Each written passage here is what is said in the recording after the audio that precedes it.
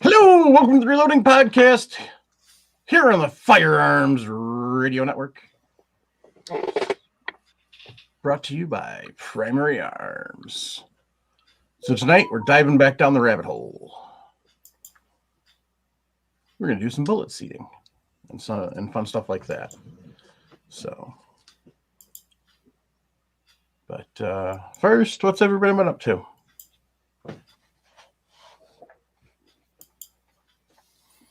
I'll let Nick go first. It's been a couple weeks since I've been at work last week. But since the last time I was on, I acquired a new firearm, a Martini Henry. Wish I could show it, but of course with YouTube I can't.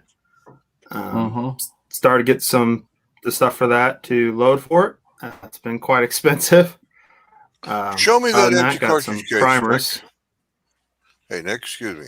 I overrode this is you. I apologize. You're good. So this will be the brass I'll take to convert it to the 577. So Put your finger down that hole. Down the bore of that case. Good God, I didn't expect to see it to go on. Look at that. Now YouTube is satisfied. But also picked up some primers. It's about 2,000.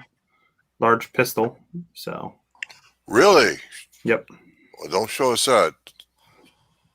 But it was a friend of ours that we've known for a long time. His father passed away a couple years ago, and his father-in-law had passed, so he was going through their stuff, and he didn't need it, so decided to sell it to me with that. Got quite a few other things in that lot, but other than that, that's about it for me. What about you, Dad?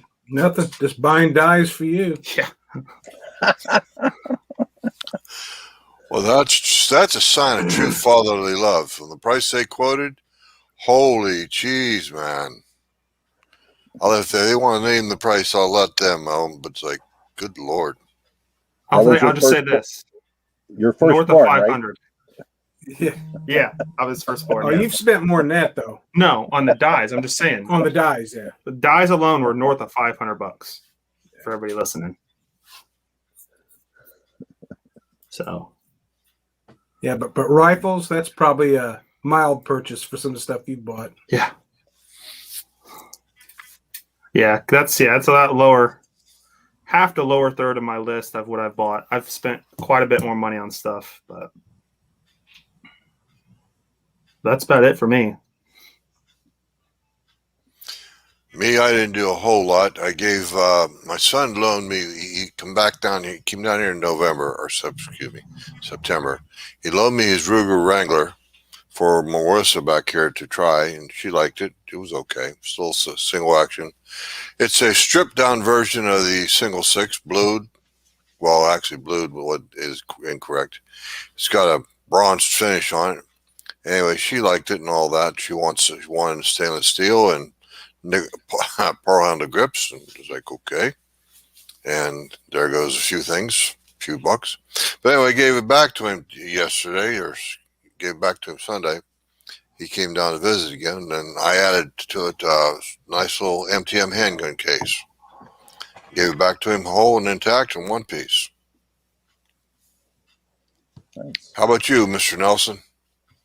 Not much going around here. It's just been cold and damp, so I can't even go to the range right now with it. So just just hanging in there. Biding your time. Biding my time, getting ready to go to the range, and it's just just hasn't been good weather for it. So got lots of rifle rounds to test out and new loads to play with.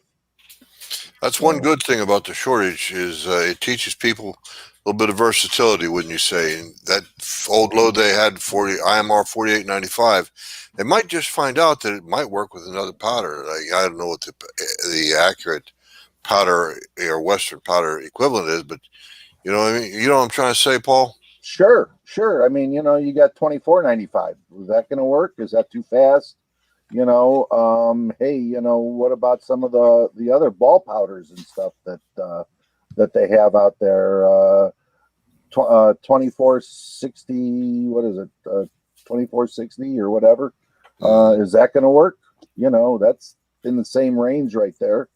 2230. You know, that's another one. You know, it's all in that same range that you could go with. You know, if you're going for H450, what about some of the other powders that could work in there? Exactly. Teach you a little bit of versatility. Right. Be a little bit more flexible. You know, this don't be stuck on the one powder if because you may not get it for a long time, If ever. Well, we'll see. I mean, you know, but you know, a lot of people are sitting there crying for H4350 right now. I'd like to get another 16 pounds of it, but I'm hoarding my 5 little pounds that I have left. But then again, you know, let's play with something else. Let's see what's out there, even if it's only a pound. Exactly. You know, bullets. Same thing with bullets. Try some different bullets out, guys. You know, use a different brand that's out there. Maybe there's something out there that you haven't tried before. Let's see what's there. You know, try and experiment. It doesn't all have to be Sierra or Burger, or you know, there's Barnes, there's you know, what Bob bullets out there for, you know, you guys that are plinking with 223s and 5.56s. Hey, you know, there's a lot of different bullets out there. Let's pick them up, try them out. What Midway has some of their Dogtown bullets, and then Mid-South has got theirs. Different bullets to try different things. You know, and then gives you a whole bunch of stuff to test for accuracy. Well, that's just it. There's more bullets out there for the 223 than WW 55 grain FMJ. You know what I mean? Right. Yeah. You know, down to 36 grains and all the way up to 90. I mean, you know, that's a big range to test out. Yep. I've fired 90 grains. They're fun. There's no recoil to speak of the cartridge, so it's like, why not? You know, it's got to be a 1 in what is it? 1 in 7 twist or 1 in 6.5 twist for that 90 grainer. It didn't do well for me, but still, I got it down the bore. Yeah. Okay. But you know, 80s, you can move up to 80s if you got a 1 in 8 or a 1 in 7.7. My Savage Model 12 likes the 77 grain or 72 grain. Okay. I use a lot of 77 grain bullets. Okay. And unless I'm, for long range varmint shooting, but then again, I still have a lot of 55 grain and 50 grainers for the close range stuff. Yep. So, it's, you know, 22-250. I ran some 36 grainers, and you talk about a screaming load. Of course, the barrels don't last long that way, but that thing screams, you know, at 4,200 feet per second. I just discovered a new caliber today. It's based off 6.5 Creedmoor. It's called the 22 Creedmoor. It's been around a while. Yeah. I just personally discovered it. Okay. You bought a gun in it? No, God, no. Why not? God, no. I don't need any more guns. Oh, come on.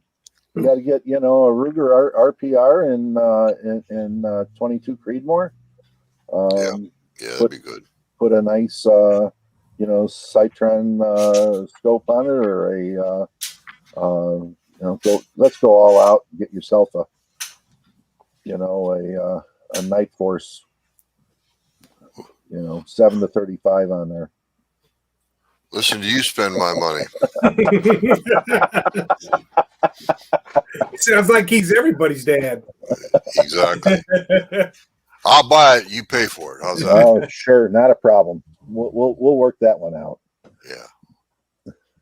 How about you, Mikey? Did you do anything over the week, whatever, last week? Working. It's pretty much it. Other than the fact that you let 25,000 primers go over the retail counter, Yep. that was a little disgusting. One day they sold 24,000 primers. Nice. Go ahead, Mike. Yeah, they got 25,000 primers in Saturday at Cabela's, and they were gone by Sunday. So mostly we got a little bit of, it was all Winchester, so, which is nice because we haven't seen any Winchester primers in a long time. So, but yeah, they were gone.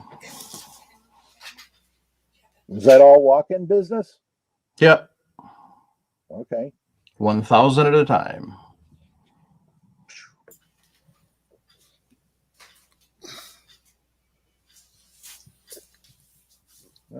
That's what, 24 customers? Pretty much. Yeah. Oh. Well, do we want to get into this today? Bullet seating? Yeah. All right. We had a video that was supposed to go today, guys, but it didn't work. So I'm sorry. I can play it, but I don't. Well, I'll play it and see if they can hear it. I don't know if they can or not. They might be able to. Will you guys let us know if you can hear it? Oh, hang on a second. I just found a different option.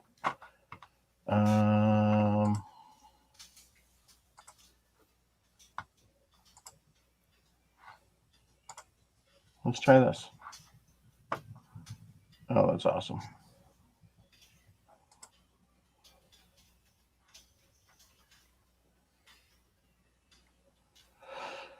Oh, dear.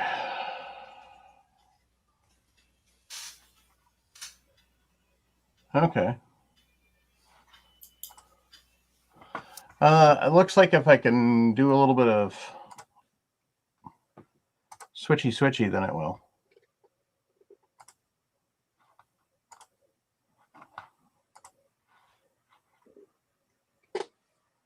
All right.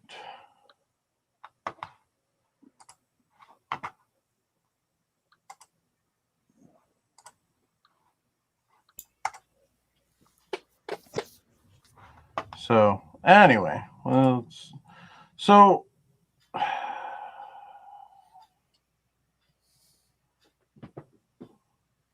What's he trying to do, Mike? no, it's I'm looking at Vemjum's comment. It says when in flaring requited. Question for new loader. When is flaring required? Okay. Boy, did he get shafted by autocorrect. Yeah. Either that, he got fat fingers like I do and buy things he didn't mean to. Could be. So for rifle, Cast bullets for rifle. Yeah, That's the answer there. That'd be the only time, yeah. Well, For the most part. lead bullets in handgun cases too, like 357. It doesn't hurt to have a tad more flare in that.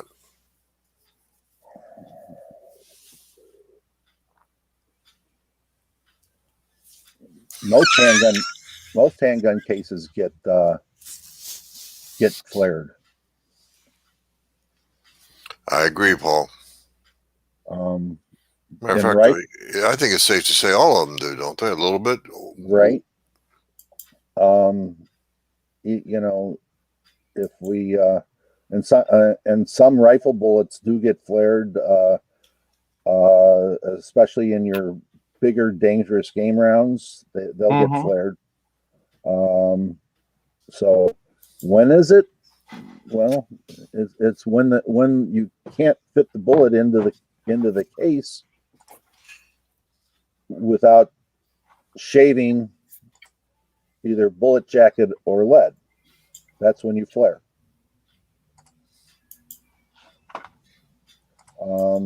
Nick and Ray are sitting over there. They load healed bullets. You have to flare for those. So yeah, I mean, you know, it's up to your your discretion if you're Down going the to rabbit hole There we go. bullet seating. Can you guys hear that now? Yes. Finding your CBOT or cartridge-based ogive.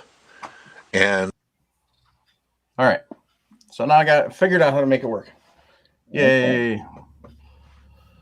I suppose we could let Travis in. Hi, Travis. Hey, Travis. Hi, Travis. Is he frozen? He's frozen. Is he? No. I think I see his eyes moving. Yeah, his eyes are moving. He's not frozen. Oh.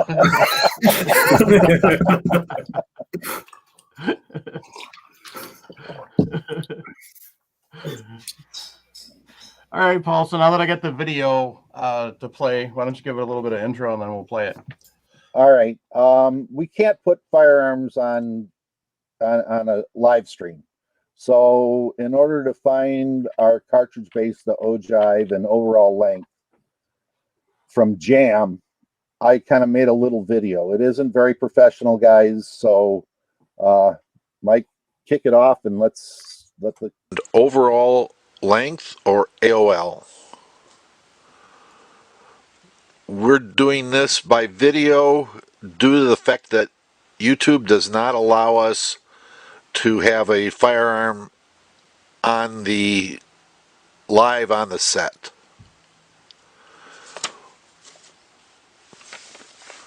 Tools you're going to need. The Hornady overall length gauge. This one is straight,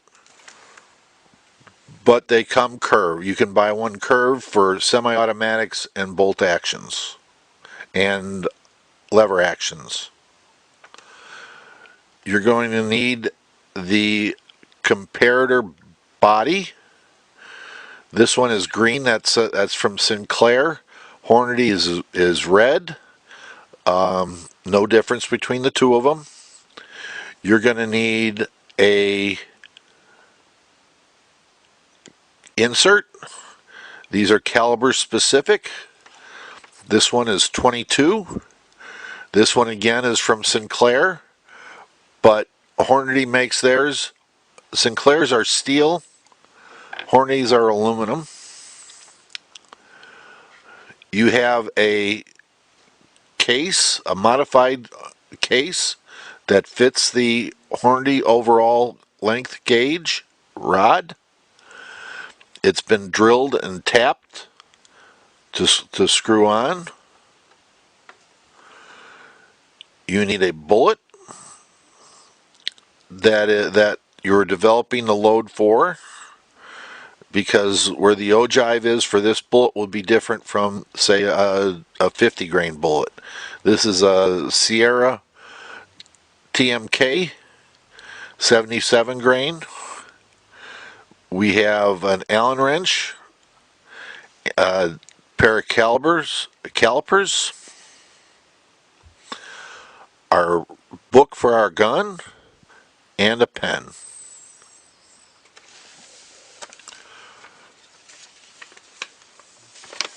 First thing we do is to clear the gun.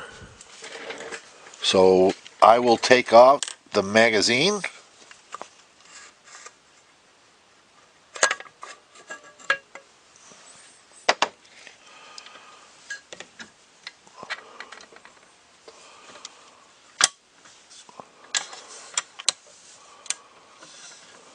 And remove the bolt.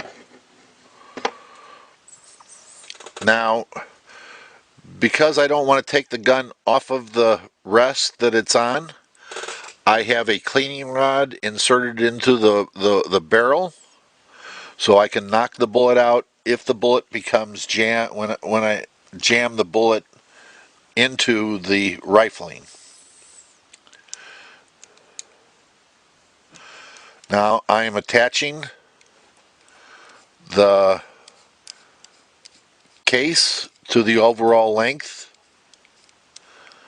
and screwing that down firmly. Next, I'm inserting the bullet in and dropping that into the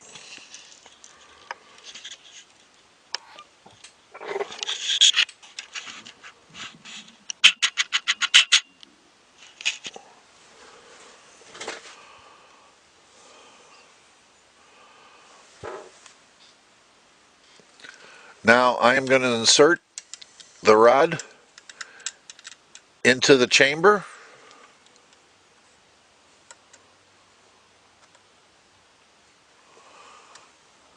And of course I'm going to seat it firmly, loosen the lock screw up, push hard, because that's jam. We're getting that set into the lands. We want it solidly into the lands. Tighten the lock screw, the set screw down, and remove. You notice the bullet is still in the bore of the gun.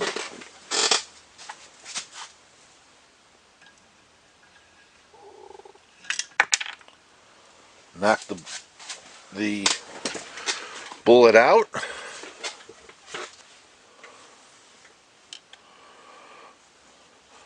Now taking the case gauge and the bullet, putting them together. I'm going to measure to get an overall length right now.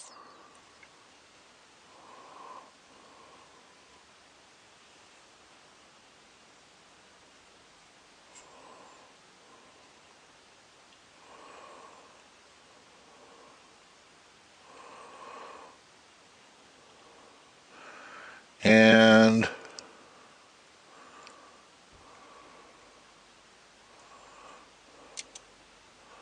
I'm getting an overall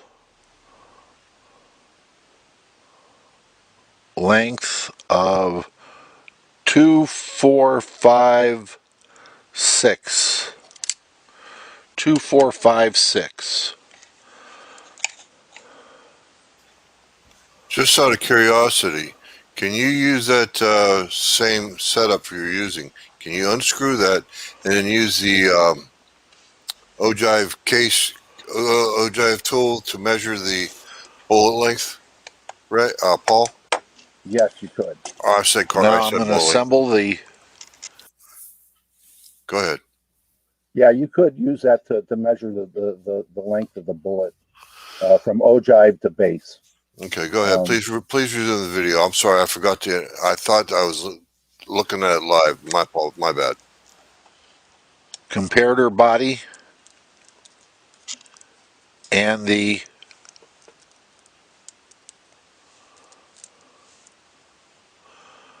insert.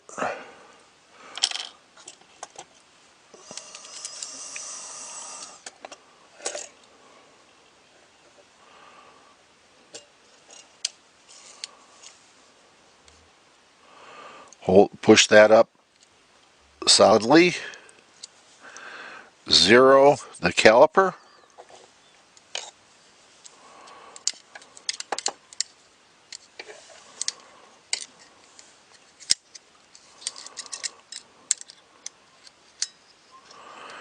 Insert the bullet tip into the comparator and taking a reading. I'm getting 1.903. 1.902. Okay. You don't want to press hard. You just want to. You're not forcing that ogive into the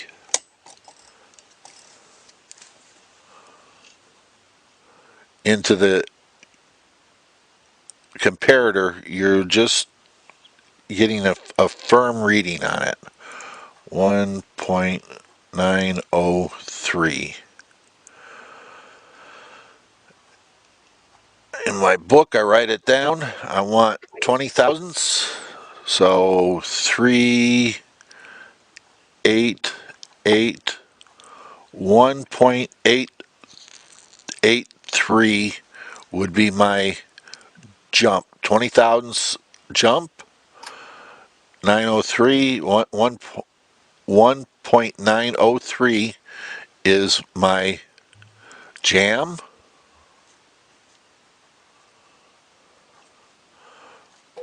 Jump. And CBOT with jump. So when I seat the bullet, I want that 1.883 as my CBOT with jump. Now then, we've only done this once, but I would do this 2 or 3 times just to make sure we have everything averaged out. If you get a funny reading or something, do it again.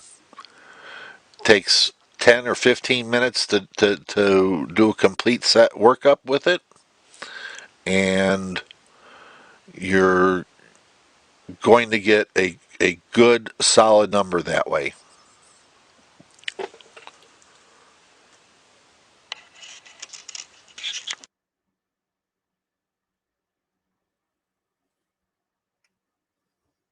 Okay. I think that was it. Any questions Yep. on that, guys? Yeah, I got a personal comment. Sure.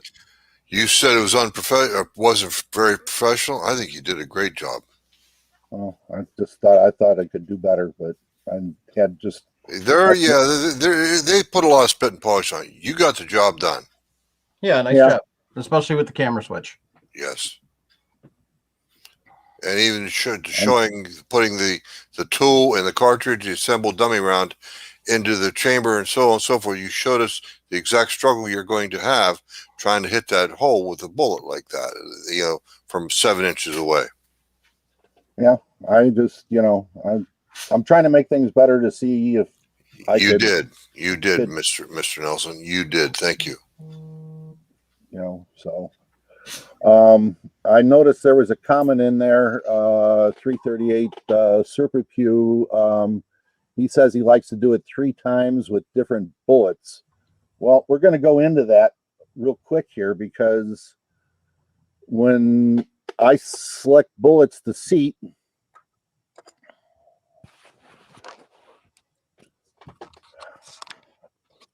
I do a bullet separation.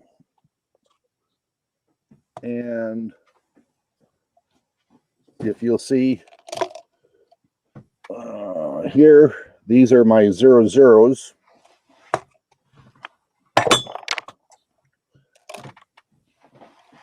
These are minus 05s.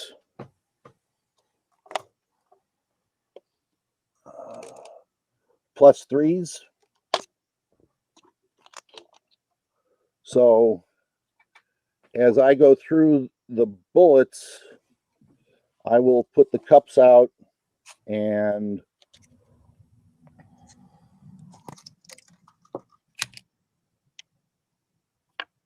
measure each bullet.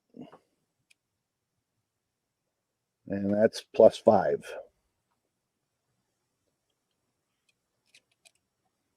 So what I'm trying to do is get my length of my bullets and how much they seat into the case the same. So by sorting bullets,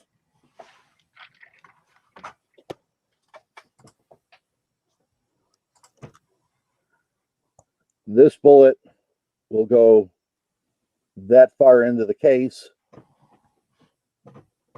and which is 5 thousandths less than this bullet will. So I'm getting 5 thousandths more case volume out of one bullet over the other, or I could go up to this here and get plus 4 thousandths less case volume. So I am going to go through and sort bullets as so my volume in my case doesn't change, and the bullet is going to have a better SDs and ESs because I've gone through and sorted the bullets.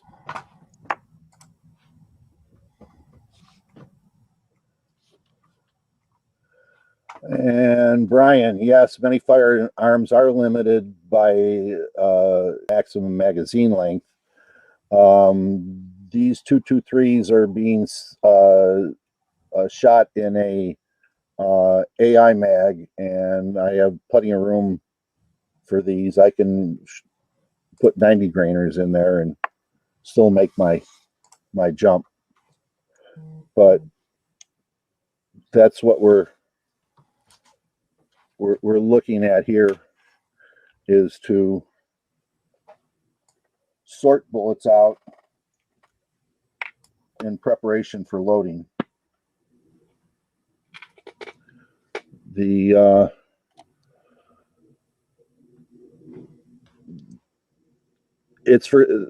do it for consistency, not for worrying about pressure or anything, guys. The more consistent I'm going to be, the better off. The minus 5 thousandths will shoot just as well as the 00s will, but because they're all going in, they're not being mixed up, I will use them up on a different in a different box of ammunition.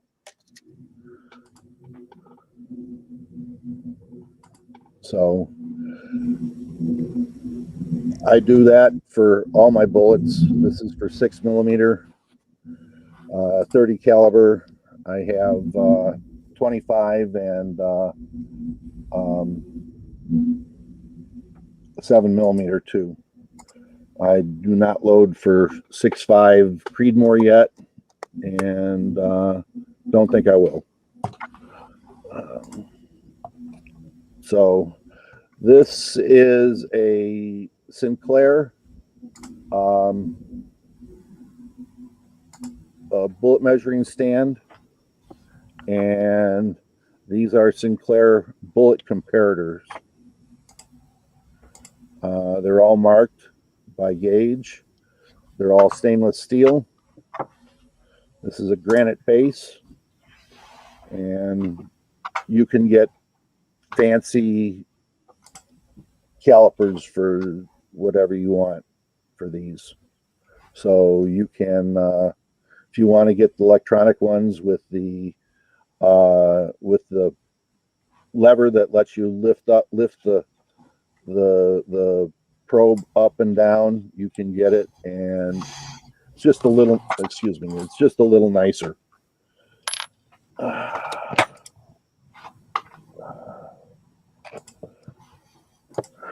Seating dies. Oh, I got a bunch of them here.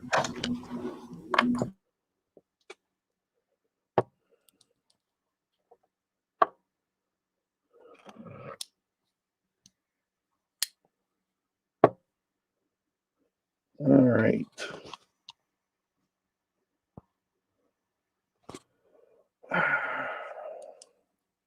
Don't say I didn't warn you guys, but this is a Lee bullet seating die. I use it for I have it set up for 308. This one's a 308 Sierra, a 135 grain bullet. Problem with these, it's hard to control the depth because of the coarseness of the threads. They're not very fine. But the good part about it is, let's see if I can find a bullet here real quick. Here we go.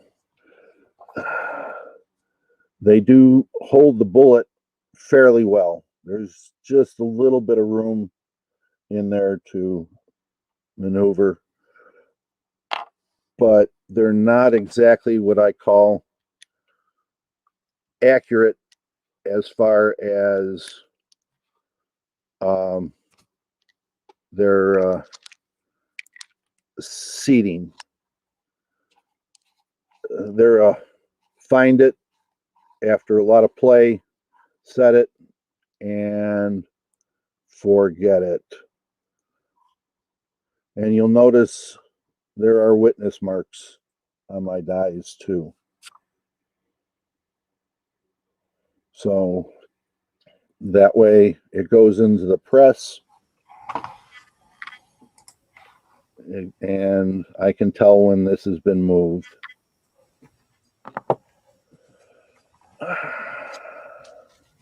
This is a Lyman seating die, and this one is set up for 155 grain Nosler. I'm gonna, this one I can back off, I think. Yep.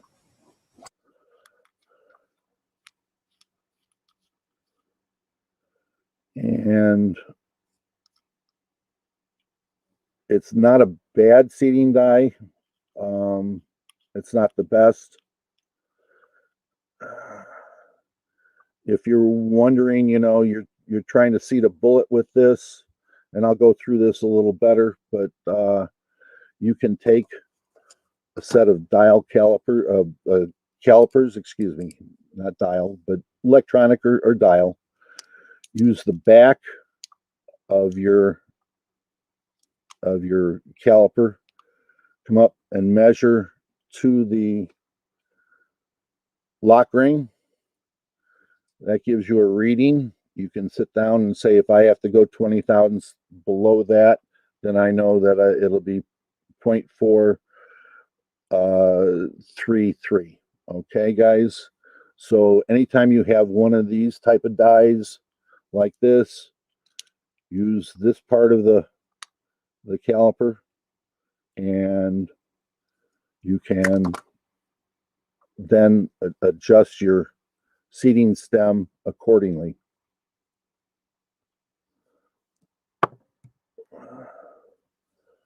Same goes for this one here. Now we're getting into dies that I really like. Nicely done, by the way, Paul. Nicely done. Keep going. This is a Forester Ultra Seeder.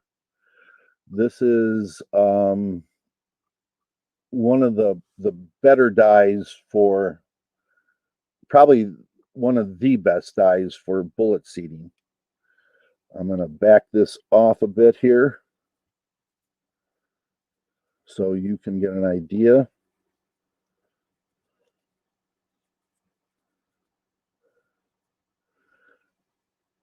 You'll see that the graduations here, the middle is 0 and it goes up and down.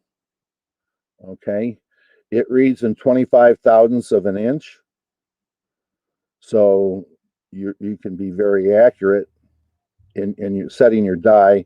You have a very large room for graduations there. You can really get down to the half a thousandths if needed.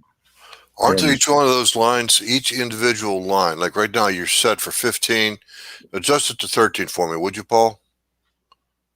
Thank you. Now, each one of those is 1,000, each one of those tiny white lines, that's 1,000th of an inch, folks. Right. And you can easily get half a thousandths. You can go right in between and get half a thousandths. The idea behind using this die is to bring this down to 0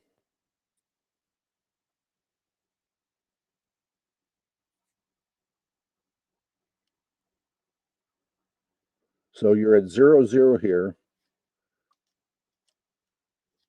Back the stem out here. Seat your bullet, and then use this to come down until you get close, and then bring your lock stem down and adjust your die accordingly.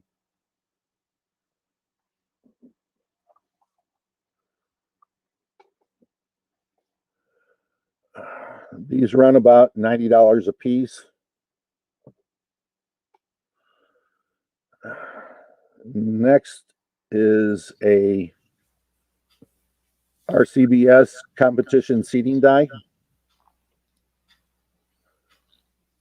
It comes with its own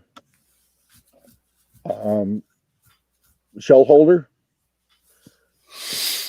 because this one has a sleeve that rides up and in and out of it. So the shell holder would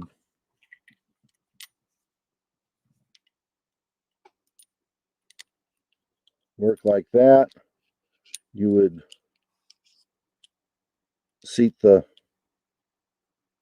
put the bullet in, come up, and it will seat the bullet that way. This one is different as far as graduations. It's in 50 thousandths, but the graduations are really tightly packed. So you have to be kind of careful as you go through it.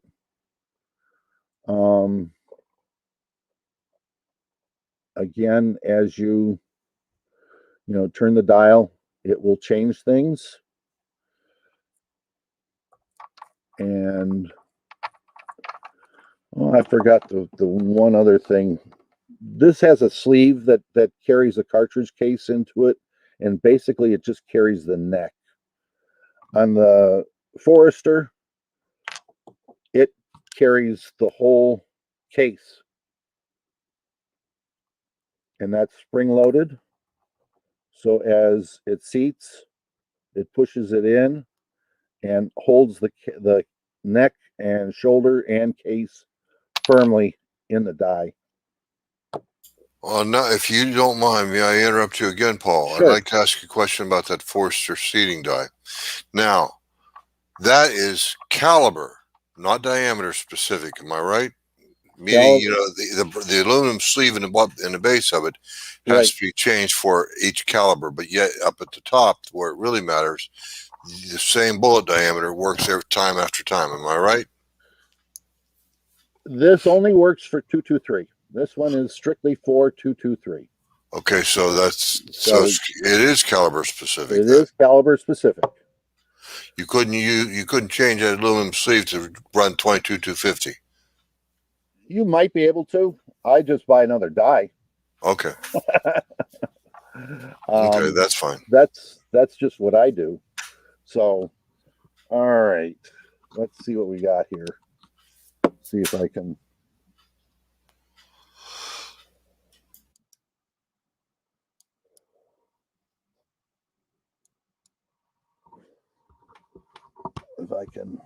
I was hoping to get a third camera up today, guys, but it didn't happen.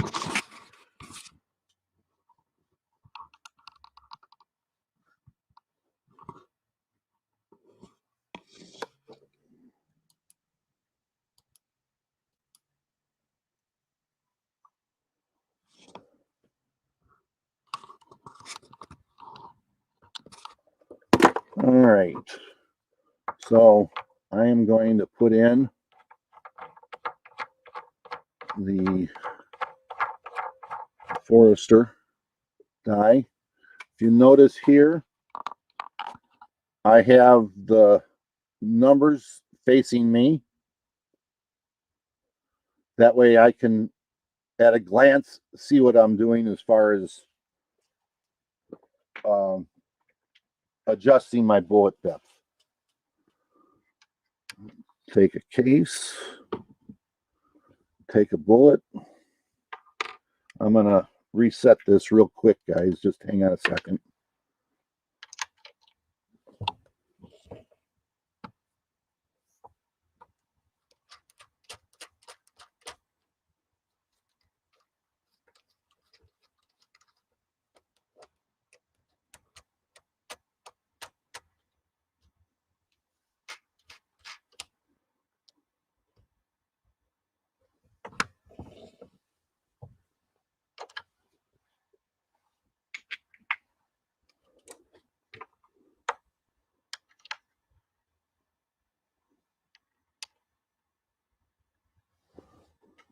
As I go to seat the bullet, I'll come down,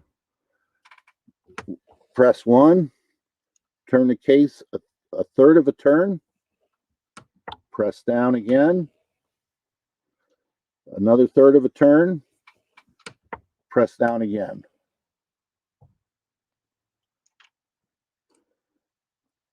Now I've seated the bullet as straight as I can with the limitations of my shell holder, the die, and the press. The nice thing about this press is that there is room to adjust the alignment on it. It has 4 screws. I have 2 here that I can adjust my lateral movement here. This one and this one here will also, I can adjust my lateral by shifting a very, very thin washer in here. And back to front, there are 2 Allen head screws in the back of the ram that I can adjust the press so it can lean one way or the other, or straighten out by going back and forth.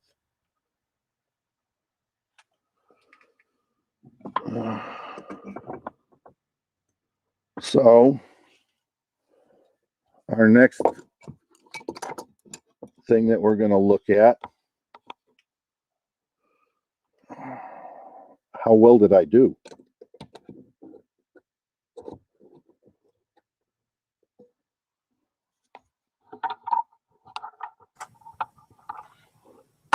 That's always the question.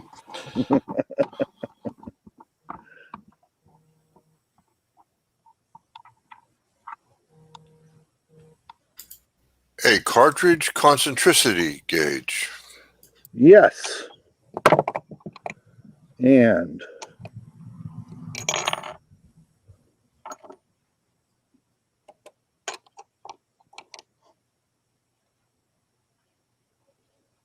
And it's digital, no less, not analog. digital one.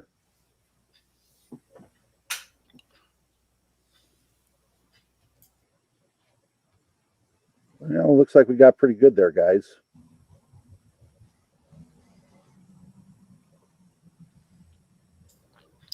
Are you sure, Mr. Nelson? Maybe the battery's dead. I gotcha. I'm just kidding you, Paul. Well, I know the battery's not dead. I saw the 0. Guys, he's got that thing within a tenth of a thousandth. A tenth of a thousandth. Now, if you look at it, he's below 0. When he took the cartridge out, the gauge actually changed. So Right. 5128. let's get back to a number that we all understand. 095. 37. Anyway, like I was saying, the man's got that cartridge lined up within a tenth of a thousandth total indicator run on. In other words, he's got it less than 0. Or not less than 0. He's got it dead on. Absolutely square dead on. Now, the reason why I want that is I want this cartridge, when it goes into the chamber, I've taken a lot of time to, one, only set the shoulder back 0.02 of an inch, so that it chambers well, but it chambers straight. Okay, in other words, the bullet and the case and everything are lined up as close as I can make it to the bore. So there's no tilt that's going into it. There's no misalignment. So if everything goes well, I've got the concentricity around on the outside of the neck, so there's no drag there where one side opens up faster than the other because we've turned the necks. We've got the shoulders annealed. We've got the bullet straight in there. We've weighed the powder charge down to 2/100ths of a grain. We are looking at trying to get exactly straight as can be into our bore and into the rifling as the instant of ignition.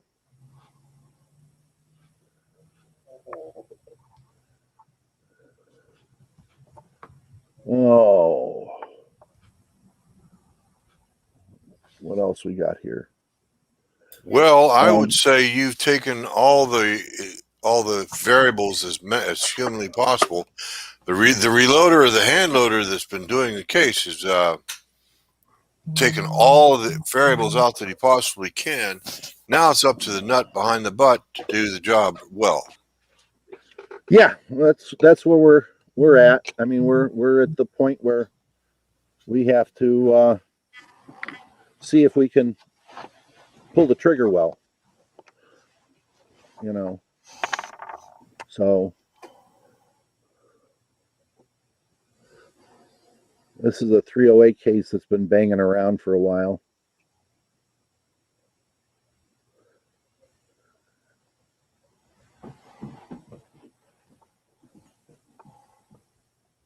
That's not right.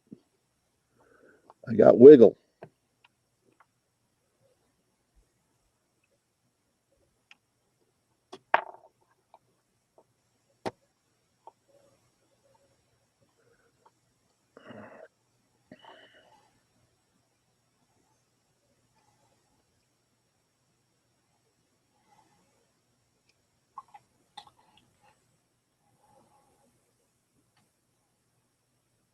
Well, this one ain't the greatest, but it's not bad.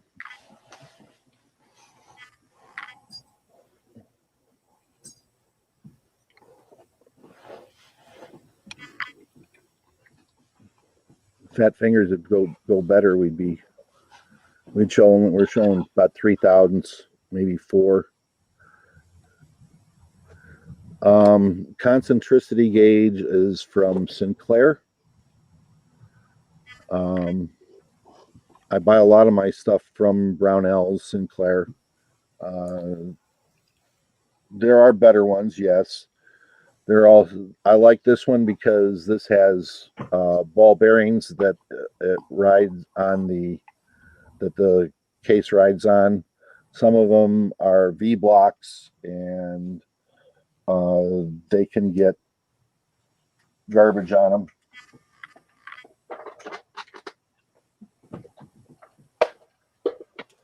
And all right, so we loaded a case with the Forester. And now remember, that's got a sleeve that controls the whole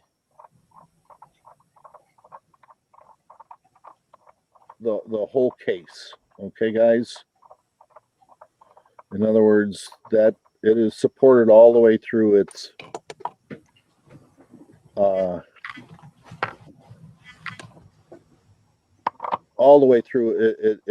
its seating.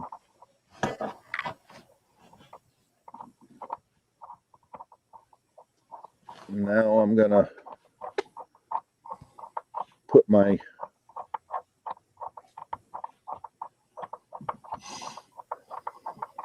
RCBS competition die in.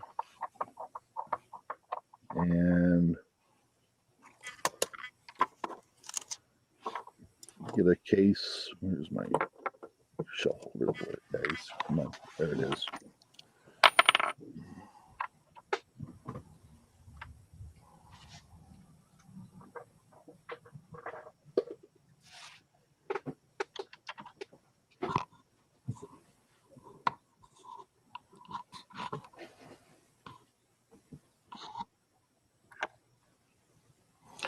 So, Paul, while you're sitting there and getting stuff adjusted, that video you made that you shared, it's up on the it's up on our YouTube page. Oh, okay. Thank you. All right. Again, I have the 308 one set here, a case going in, seat the bullet, come back,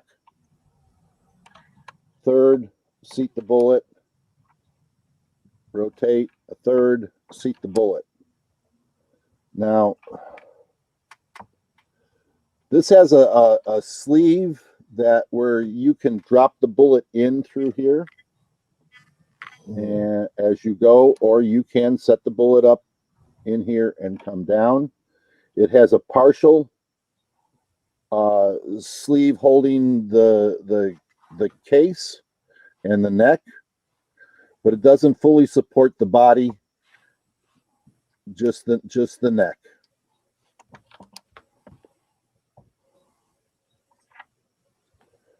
And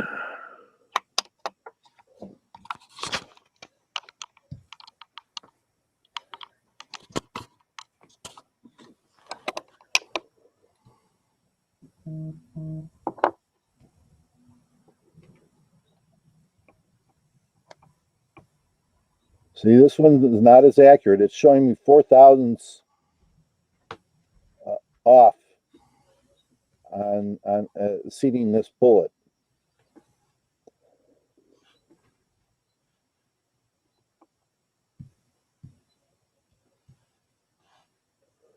So what I would do, if this is what I'm getting on 2 or 3 of these, then I would go back, I would readjust my press to get it so I have zero adjustment in there, zero misalignment, and it may take me half an hour or so to readjust it, but this is an unacceptable load at this time.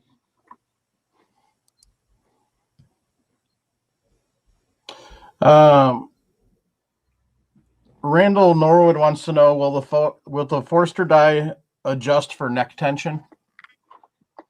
No, the Forster die doesn't have anything to do with neck tension. We set neck tension back when we were prepping the case. Okay. We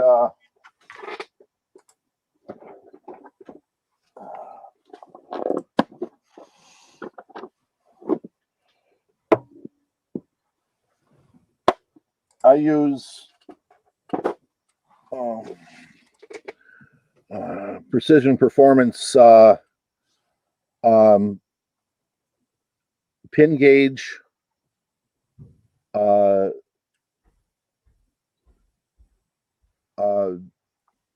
neck expanders, and I can buy these in half thousandths diameter. So and if I need to adjust it differently, we do it. But I get all my cases when I go to load. All my cases have already had their neck expanded to get my tension that I'm looking at and looking for.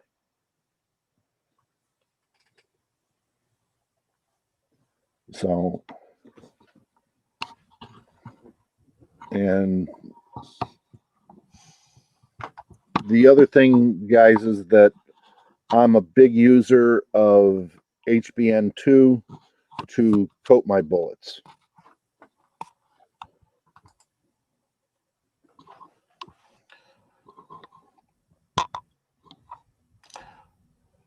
Why do your bullets need coated? And what is HGM2?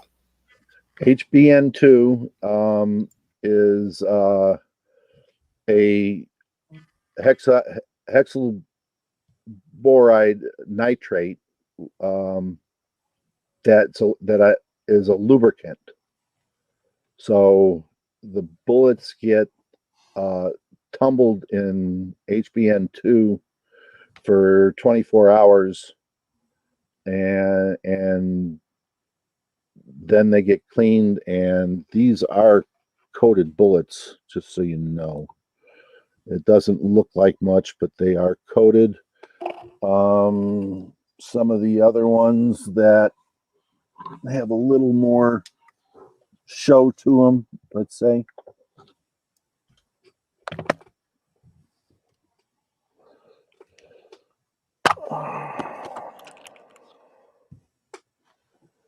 Can anybody see the sugar on that? Does that focus up any? Okay.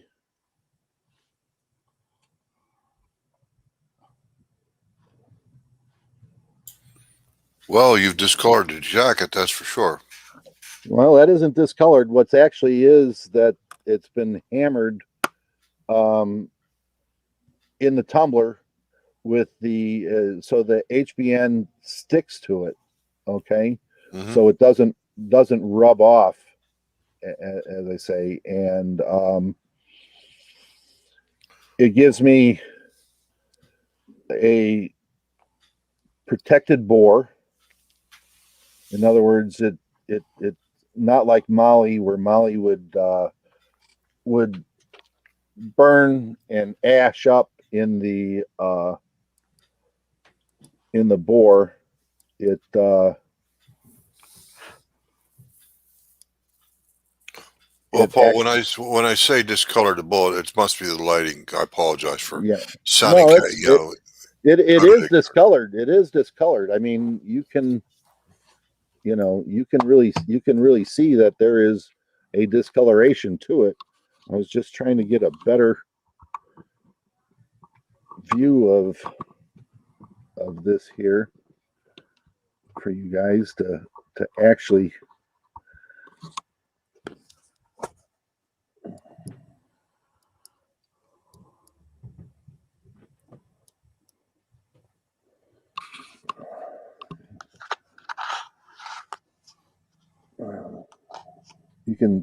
I can see the coating on your fingertips. I can see it.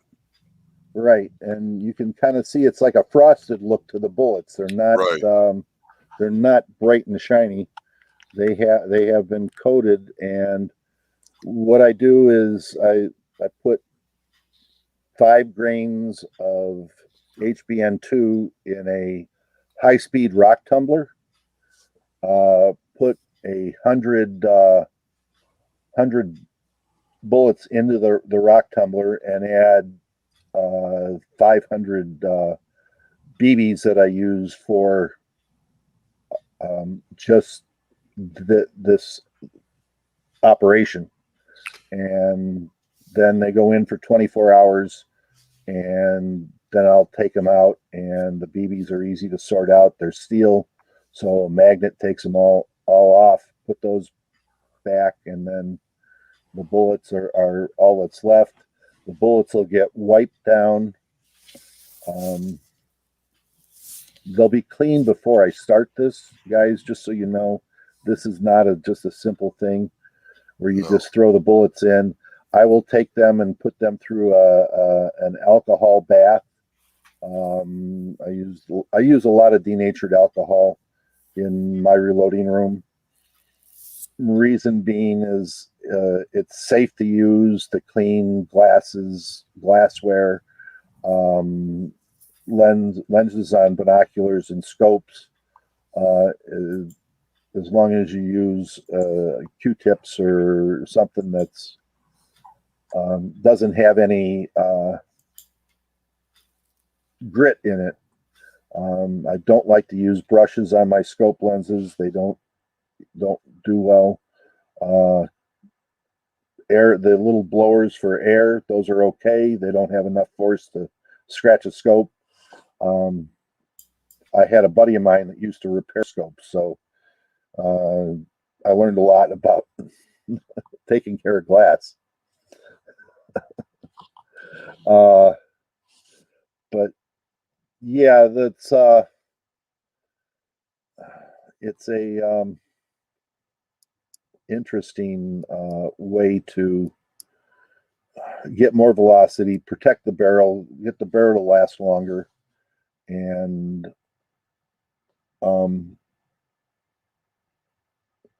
hopefully better accuracy.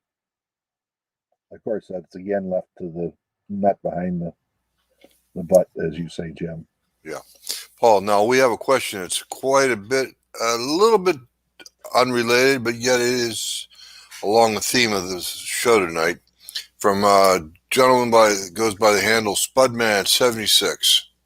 Okay. His question: when bullet seating, how much deck tension do you use / prefer? 1,000s, 2,000s, 4,000s? Rifle dependent. How's that? That's the perfect answer. Okay. I didn't expect such an evasive answer, but I didn't expect an accurate answer like that too. I started at 2000s. Okay. There we go. I start there. If it's an auto loader, depending upon the type of auto loader, and M1A, my M1A gets whatever I can give it because it's brutal. Yeah, slam bang. Right. But an AR, well, that one can go 4,000 or 5,000 without too much of a problem. I started my bolt actions at 2000s, and I go 1,500 up and one and a half thousands down on my expanding plugs and pins. So I can go at a half a thousandths at each one. So I can go from 2000s to half a thousandths, and going the other way, I can go from 2000s to 3,500. Okay, in my in my bullet tension, and I check it all the time. And I do not use any dies that have a expansion plug in them. All the expanding plugs are good for is to make necks unstraight. I mean, you force that case into that die, and you've got it where it's straight. Then you're pulling up a rod that's threaded all the way up at the top, maybe 2 inches up higher or 3 inches up higher, and you don't know if that rod is bent, if any, if that expanding plug is out of round. There's a big piece of junk on it because you don't see it. You're not looking for it. You just pull it right up. So that's okay. Okay, you answered that very well. I really liked how accurate your answer was. It's rifle dependent. I agree. Now, the next question I see over here is from a Bobby Barlow.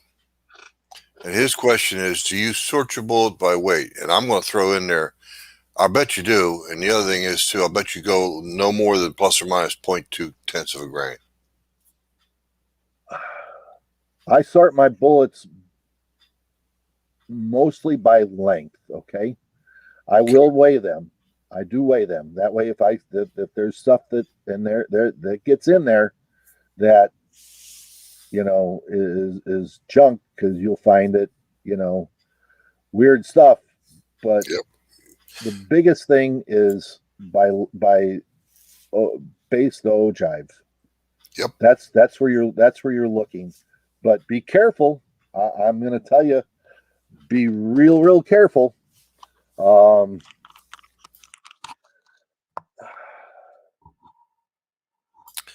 This is a Sierra 155 grain Palma match bullet, 2156. Okay. Yeah, doesn't look, this is why I sort, because I found a couple of Sierra 155 grain, not Palmas, but they're shorter match bullet. In other words, put them side by side, and this bullet sticks out about that much more than the regular Match King. Okay. Okay, so yeah, you got to go through it, and like I say, I can use up the -5s and the +4s, but they'll all be in one load for that when I'm shooting. But the ones that are out of weight, and the other thing is, I can't get to my dies right now. These bullets have been tipped. He sharpened the metal on the bullet, guys, is what he's talking about. Right. These bullets have been tipped and trimmed down. Sharpened and squared. Right. Only on hollow points can you do that. You can't do that on your plastic match tip. But yeah, I gotta dig those dies out of my storage, and I was not trying to set everything up here until I move. But Widden makes some very nice bullet tipping dies, and you can spend a little bit of money on them, guys. I'm sorry to say, by the time you get done, because each bullet has its own sleeve and its own tip. So you just can't say, yeah, I want a 30 caliber. No, they have a chart where you go by and select by the bullet number what you're tipping, and that way it's machined so you get the right tip. You can't just throw a Barnes tipping bullet in a Sierra sleeve. Right, you can't do it. It won't work. Okay, let's move along. Now, there's another question from 338 Super Pew, and it's going back a little bit. You were talking about the HBN2, so it's like his question is, so basically, HBN2 is to help protect the bore. That is his question. Yes, it is there to help protect the bore and give me better velocities, higher velocities. It is a lubricant, and it does protect the bore of the rifle. So, and there's quite a few articles on it. Not everybody wants to go through the pain in the ass to do it. That's all. Okay. If I recall correctly, you said you used 5 grains of the powder along with 500 bullets, or excuse me, 500 BBs, 500 BBs and 100 bullets. Yep. In a high-speed rock tumbler, but you don't put anything else in there like rocks. No. That's all that's all that rock tumbler is for. It's I don't know, about a quart, I guess, and it moves fast. And you just put the BBs and the bullets in, and let it run for 24 hours. Now, is that a wet solution or dry solution? Dry solution. Thank you, sir. It's impact plated. In other words, so 5 grains of HBN2 is a lot. I mean, it looks like it's about almost a teaspoonful. Okay, so when you take it out, you'll spread it out on a towel.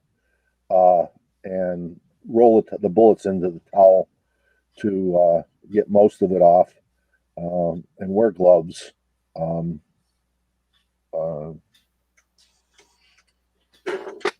you say gloves, I assume you mean latex gloves.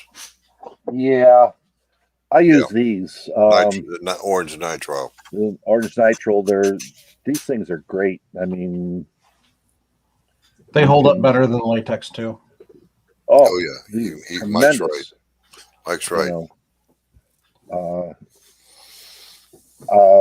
I used to have problems with my hands as far as oils in my hands getting in things, so I just learned to wear gloves a lot.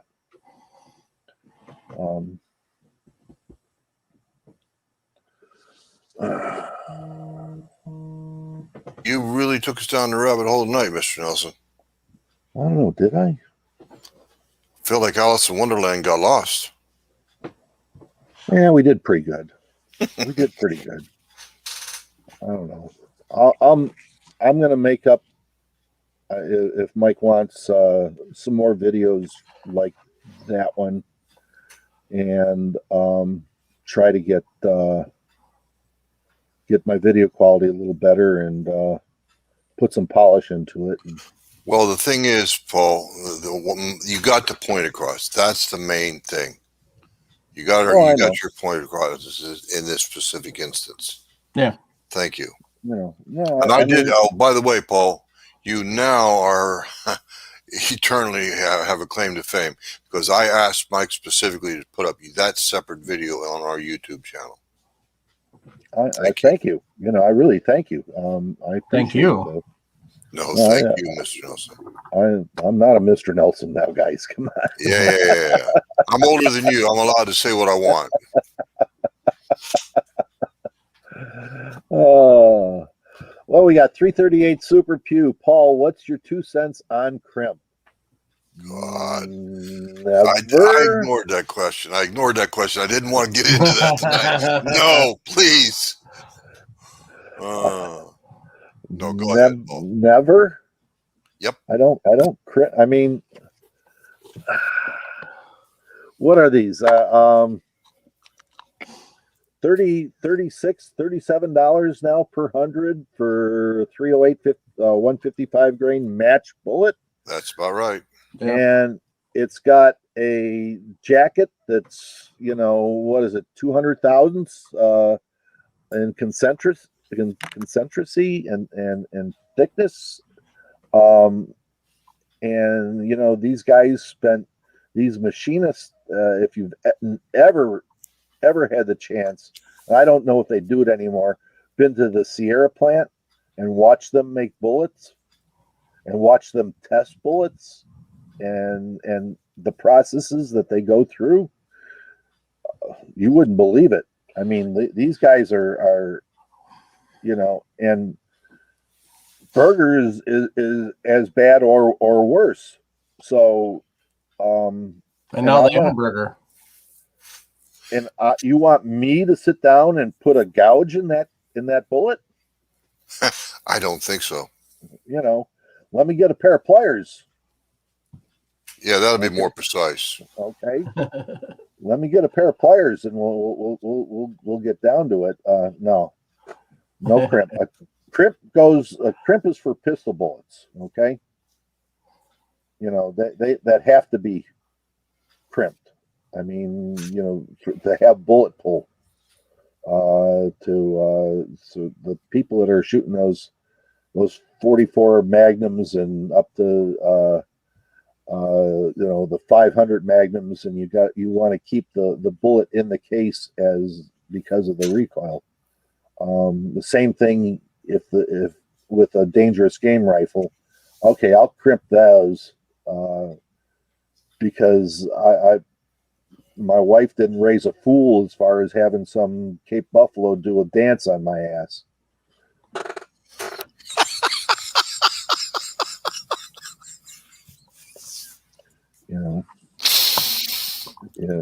But you know, what are they going to send back after you know, something, you know, does that, you know, or a lion decides to make a snack out of you? A mixture of manure and blood. That's right. That's right. Anyway, no, I never heard it put quite that way. So it's like, but anyway, at our age, we pretty much get away with saying whatever we want, don't we, Paul? Yeah, I get, no one says much to me about what I say, what I do, I get in trouble with, but, but what I say, nah, don't bother me anymore. They can't do anything to me. So Spudman76 said here in Canada, Sierra Match Kings are $77 plus tax for 100 308 bullets. Well, that's because it's Canada and your dollars are worth 25 cents. 25 cents. Yeah. Yep. 35 cents maybe. So,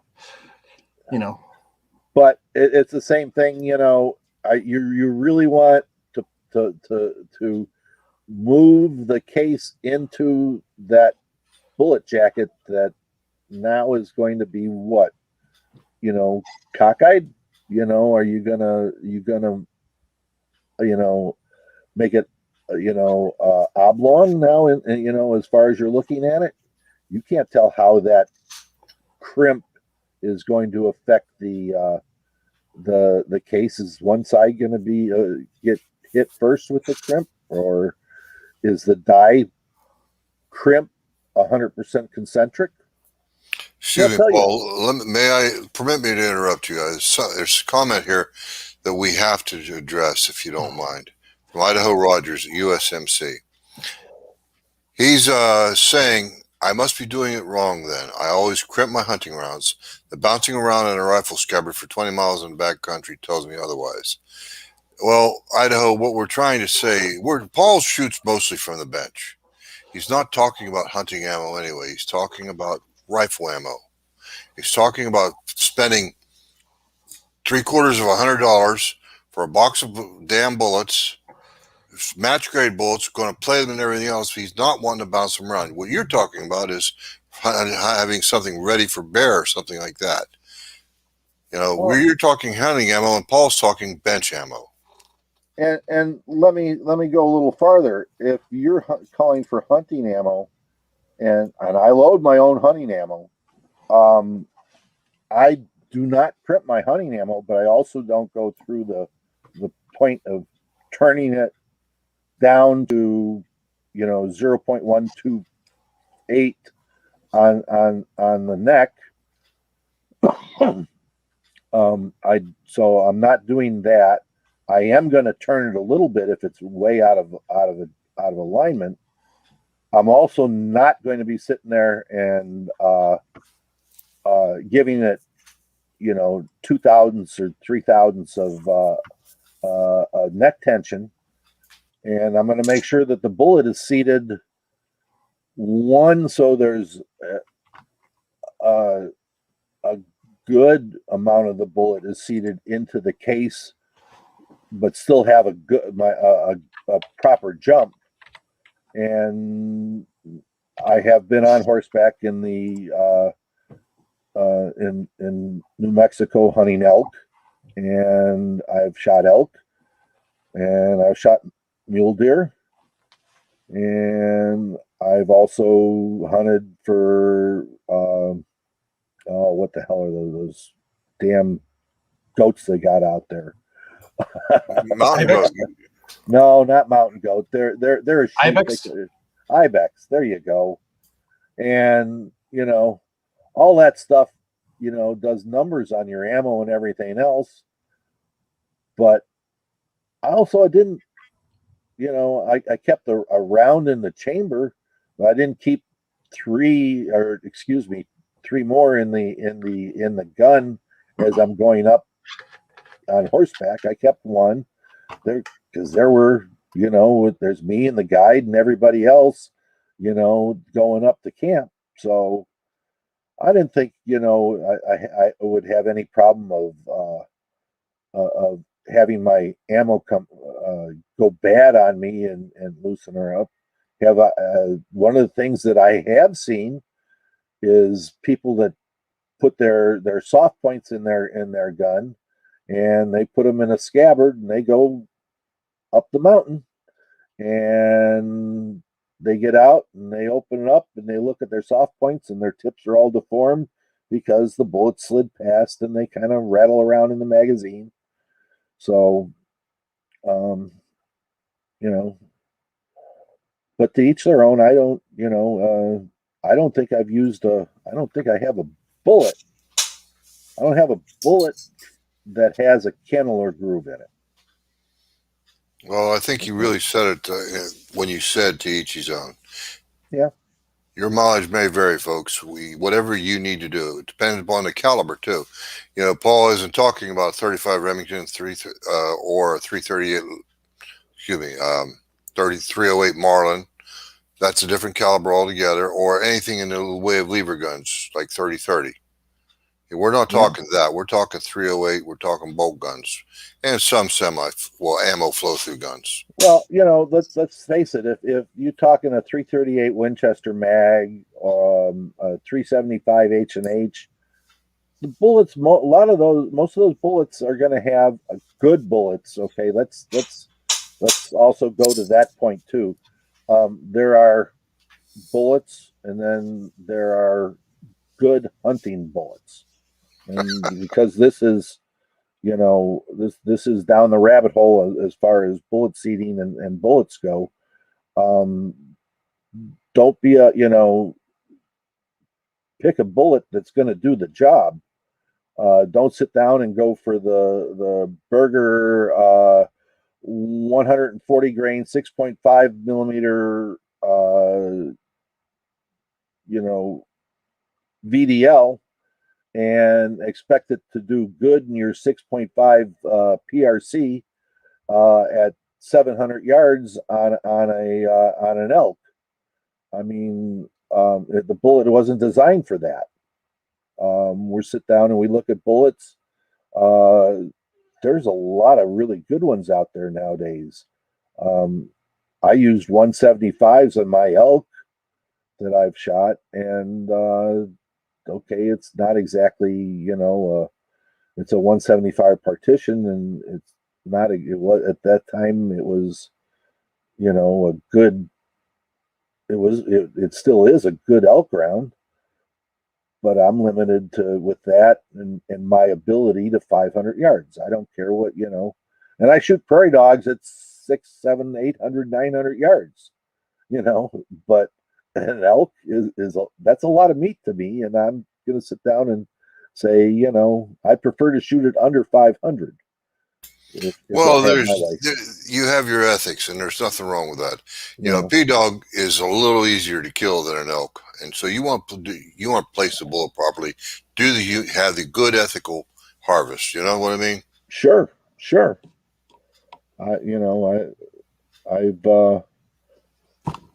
knock on wood, I've never lost an animal that I've shot, and but I have spent a day and a half tracking somebody else's, so I know what it's like, and I don't like doing that. Nope. That's a whole lot of work. Well, the other thing is too, there's no point in having an animal suffer because of your negligence. Yeah, but it's still, I mean, people do. Things happen.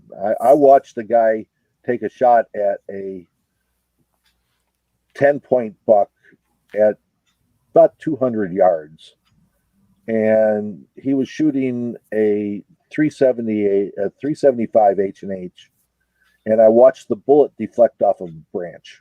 Yeah. Okay. That's not his fault, but still, it's not his fault. It's horrible. But we were able to get to the deer in an afternoon, but I'm going to tell you that deer didn't taste very good. Oh yeah, hyped up on adrenaline and everything else. Mm-hmm. The only thing it was good for was the antlers. Okay, and they're hard to eat. Yep. Agreed. CSR Industries, no mercy for hogs and yotes. Yeah. P-dogs don't get much slack either. Nope. No. And usually with a prairie dog, either you hit the sucker or you miss. Okay. Yeah. 6 inches. Exactly. 6 inches is 6 inches. 2.5 or 3 inches is that's it. So you're not going to sit down and have a whole lot of wounding area on a prairie dog. I got maybe an 18 and a half inches by 18 inches on an elk. All right. And I'm going to sit down and say, that sucker's got 4 feet back there. Okay. You know, it's not a good kill area. So, you know, or what is it? 12 by 12 on a deer. And Yep. then you got another 2.5 feet behind it. You know, unless you got enough gun to do a Texas heart shot, you know, hey, that's it. For those of you who don't know what a Texas heart shot is, it's when you come from the rear of the deer and it goes all the way through. Ew. I thought we should explain that one, but that's why he said if you don't have enough gun, because that's a long distance to travel. Yeah. Yeah, So- it would be, especially through all the miscellaneous substances that are in the wrong direction. Uh-huh. Yep.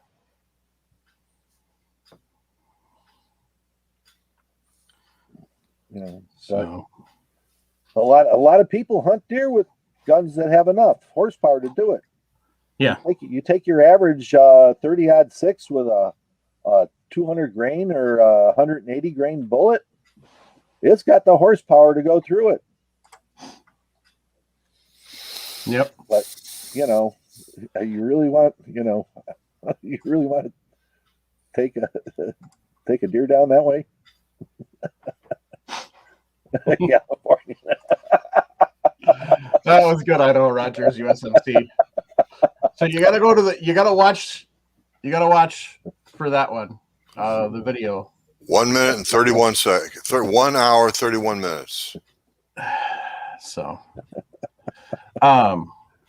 yeah, that's good, but yeah, you gotta go check that one out. So hopefully I might get a chance to go to South Dakota and do some prairie dog hunting in September. Nice. Got to find somewhere to go though. That's the problem right now. Take a lot of ammo. Oh yeah. I'll set you up. And don't hunt in the wind, whatever you do, if you can help it. I tried to shoot P-dogs. I did shoot P-dogs in about a 25 mile an hour, 30 mile an hour wind. It is tough. Yeah. Normal. That's normal. That's why they make that little side knob. Oh, is that what that's just before on the side of my scope? Yeah. You know. Thanks. I didn't know that. Yeah, you sit down and you just, you know, okay. Oh, that's why it's windage. Okay. Yeah. Okay, that explains it. There's a correlation. Yep. Let me see. You know, you just.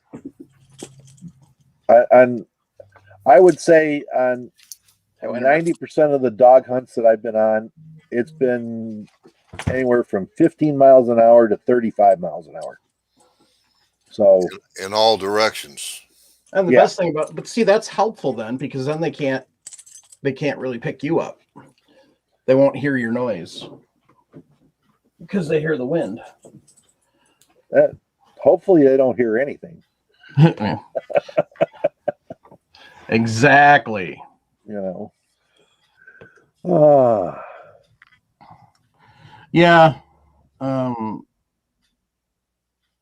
It's kind of one of those down the rabbit hole, how far you want to go.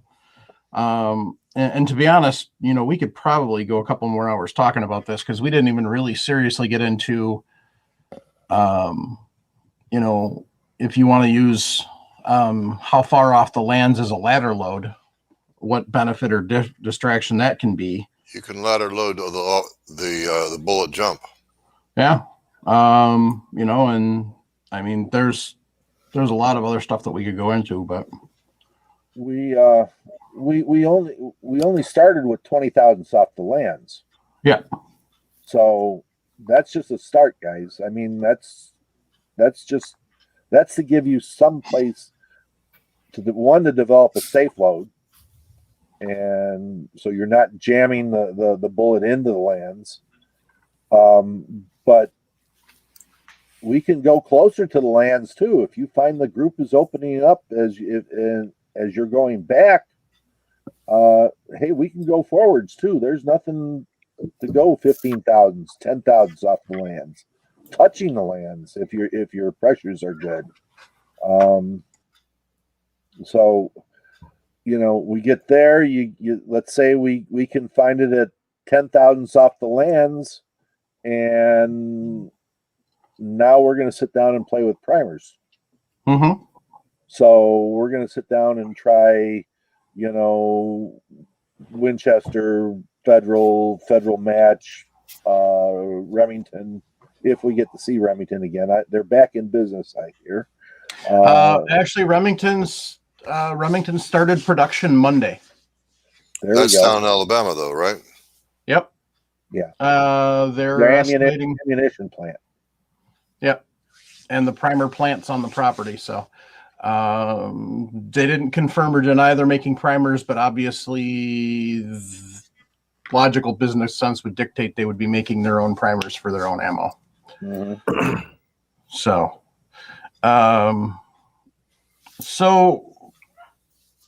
if they're going to get serious, if somebody's going to get serious about wanting to change that depth of the bullet, as far as relation to the lands, what tools do they need?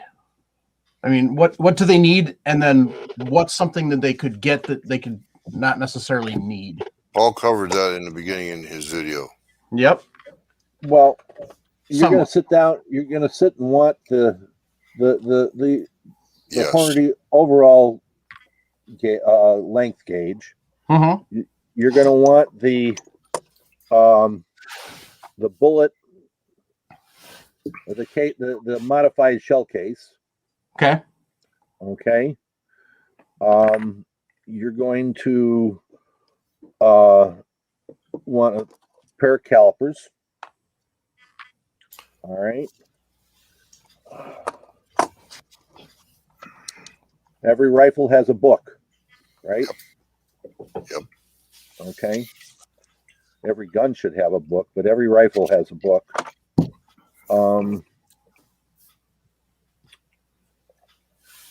An adjustable seating die that you can adjust perfectly, or remember the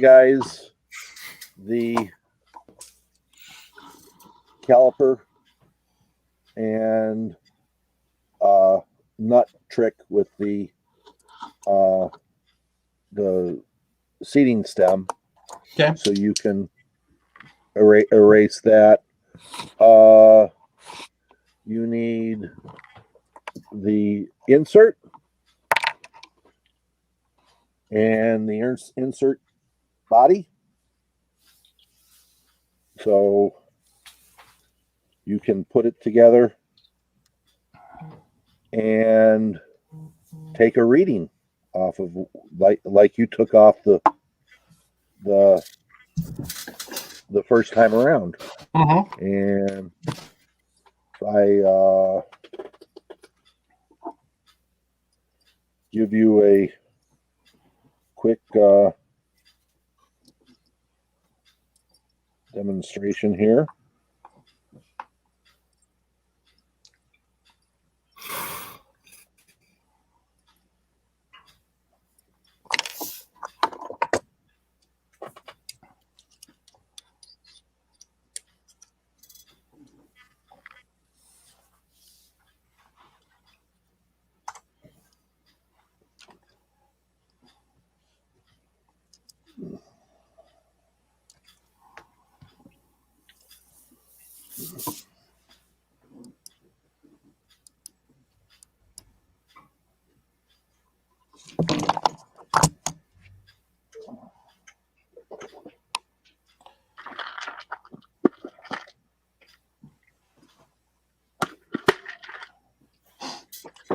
CSR Industries wanted to know, what about the old stick down the barrel method to measure bullet, then measure to bolt? That would be pretty. The best you're going to get is 15,000. So that's a 64th of an inch when you measure things that way. Okay. All right. So the bullet we just seated, when we were going through this, we wanted to be 1.883, and we're at 1.885. Okay. So, and like I said, I had pulled the stem off and everything else, but I could sit down and we can take this, run this through the case and get it seated exactly. Now, this is giving me, by using this setup here, we can then measure our CBOT every time. Okay. And you can then adjust your die plus or minus for what you're looking for. If you want CBOT to be 15 thousandths, and we knew what we were at 1.903, and so we're going to take 15 thousandths off of that, so it's 8. 1503, excuse me, guys.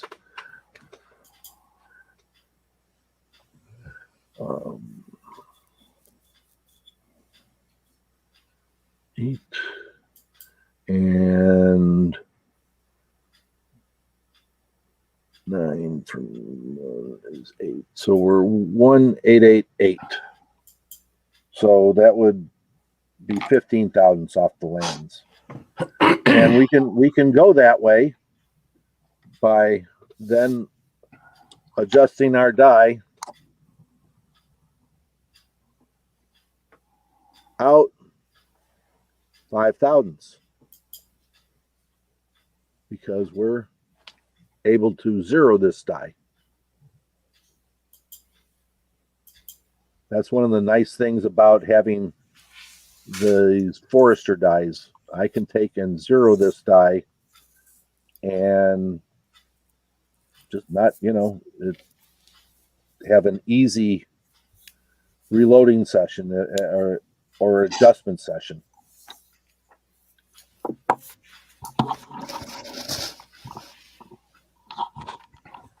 Anything else, guys?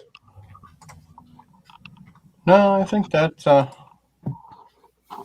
covers it pretty well. Stick down the barrel method. Well, let's see.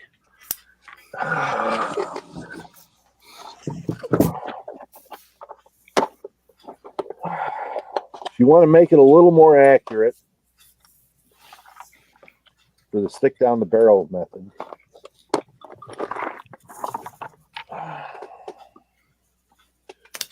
you can buy these.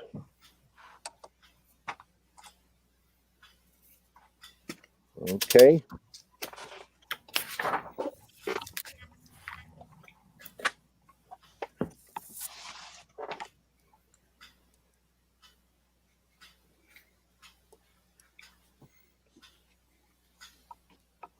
So I got my nice, pretty cleaning rod here.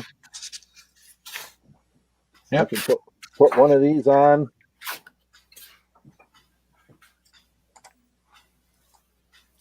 Put another one on.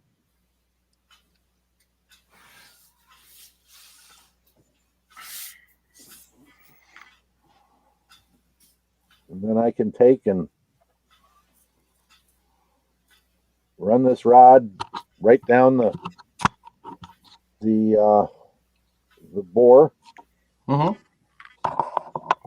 And can stop at the first one here.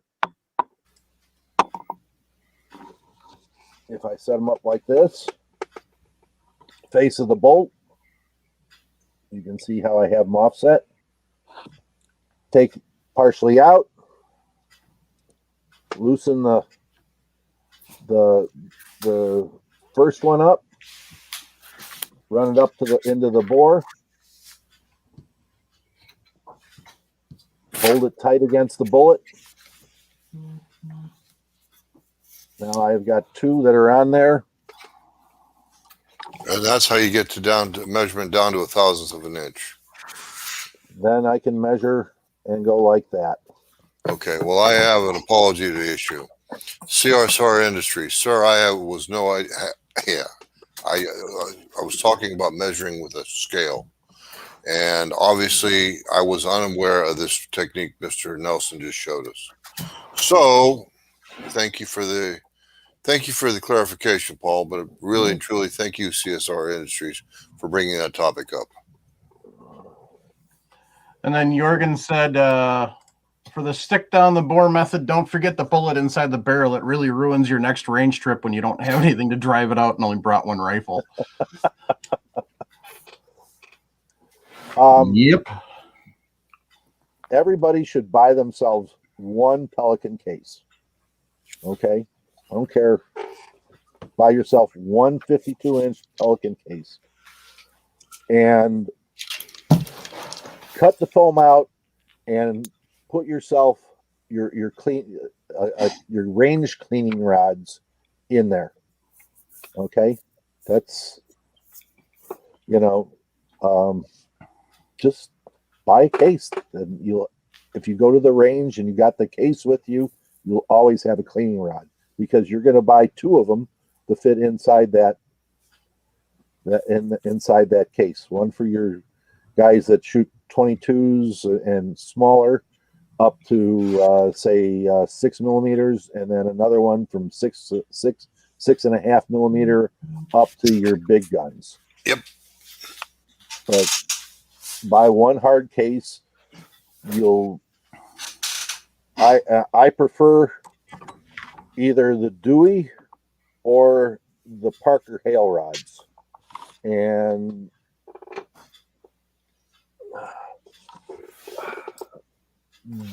Parker Hale and Dewey have a male thread on there instead of a female, because you will find that you may not have a tip to knock that bullet out with. You have a tip with this one. The hollow one will definitely go around a bullet. I've seen guys hammer on things, and that bullet will split that female end wide open. Vemjum said he uses a PVC tube with a screw top. You could also use a fishing rod holder. Yep, any of those work, but the reason why I say the gun case, because you're taking the gun anyway. I'm going to take a gun with me. Okay, so if I forget a Pelican case, I'm having a bad day. Okay. Yeah, really. So, and those rods only go in that case. That's it. They don't go anywhere else. They are not my cleaning rods back home. They are not my cleaning rods out in the field. If I get on an airplane, those cleaning rods are going with me and with the gun. So it's if I go on a trip, the case is going with me. They're going with the gun, so I never forget them. We have to do a show on cleaning rifles. Well, there's a rabbit hole. Yeah, that actually sounds like a good show. Yeah, Mike and I have discussed that exact issue a couple times. Cleaning, because after all, clean guns are more accurate. To a point. To a point. Jinx. No, to a point. I like to have some copper in my guns. Yeah, no. I didn't say clean copper. I said clean the gun. Right. The carbon comes out. Some of the if it really gets bad with copper, okay. But I like to have some copper in my gun. They just seem to put the first bullet where the second bullet's going to go. So, Spudman 76. One of the worst things you can do is shoot your chronograph on the first shot. No, because you can still do more shooting. You just can't do any testing. Yeah. Get smart and buy a lab radar or a Magneto speed. Magneto speed. Yeah, if you shoot a laberator, you've got a real big problem. Yeah. Yeah, your bullet's shooting 180 degrees the wrong way. About 90 degrees the wrong way. Yeah. Yeah. It's you spent some time with Bugs Bunny. Nick and Ray with locating that Schmeisser that with the MP40 with the curved barrel in it. That's the machine gun that literally could shoot around corners. Yeah. Yep. Literally. Yep. Yeah, man. So Well done, Mr. Nelson. Thank you, sir. Indeed. won't the magneto speed mess up the harmonics of a barrel? Yes. But there are other mounting options for it nowadays. They have adapters where you can use a Picatinny rail that will keep it off of that. A lot of the chassis guns are using M-lock or key-lock, and there are adapters that will move it off of the barrel and onto the chassis on the chassis or stock of the gun.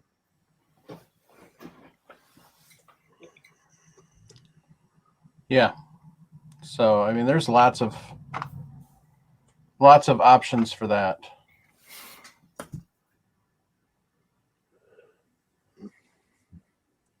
Nothing is worse than packing into the backcountry and setting up camp and realizing your shell belt is still in the truck.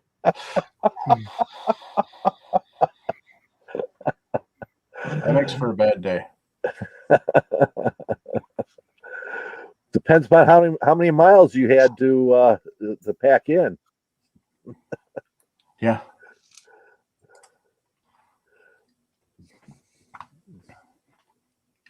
Yeah, no kidding.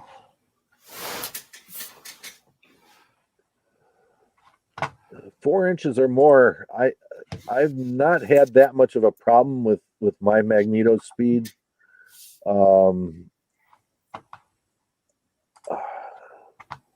Maybe an inch and a half. But yeah, it will move some barrels. A lot of my barrels are pretty heavy, so I don't think. But yeah, I could definitely see that. Although, and I would think it would go down more than up, but I could definitely see it being. I don't know. I guess it would depend on the barrel, the bullet, or the cartridge, I should say, and then velocity too. I mean, if you've got a lighter barrel, then I could definitely see it being, that at 100 yards. Well, I'm just thinking of the harmonics, okay? Yeah. Because the lighter the barrel, usually you have a bigger whip in the gun. Right. So now I'm hanging 3 or 4 ounces off of the barrel of the gun. I've dampened the harmonics all the way across it. So yeah, it could go up or could go down, but I think you'd have a linear effect on it where you'd get it less movement. Yeah, Jorgen said it goes up in the majority of his hunting rifles. Okay. So I suppose if you affect that harmonics, it's easiest way to explain it is it's like a sine wave with your barrel harmonics, if people know what that is. So as the bullet's traveling down the barrel is moving up and down. And if I suppose if the magneto speed affects it so it doesn't do the down, it only does the up. then usually, that would cause your POI to go up like that then. yeah. But 'Cause that would make sense because it's essentially dampening the low. It's like hanging a weight off the barrel, essentially. well, it may also putting that much weight on may affect if the rifle is free floated or not. Yeah. I mean, I've seen some rifles where all you got to do is put your thumb on it, and they're effectively dampened. Yeah. You know, So he says Jorgen said part of me believes that the deflection is due to the jet of gas leaving the muzzle reflecting off the flat plane of the magnetospeed bayonet, but it's just a theory. no. You got 3 inches of gap in between the magnetospeed Right. and the barrel. So no, it wouldn't be that jet of gas. That's way affected it more likely the whip of the barrel being affected by the weight, and instead of being on the downward swing or at the bottom of the swing when he was shooting, it's on the upward swing is when the bullet goes past. Yeah. That's all. I mean, it's just Yep. it's going to affect the harmonics of a barrel.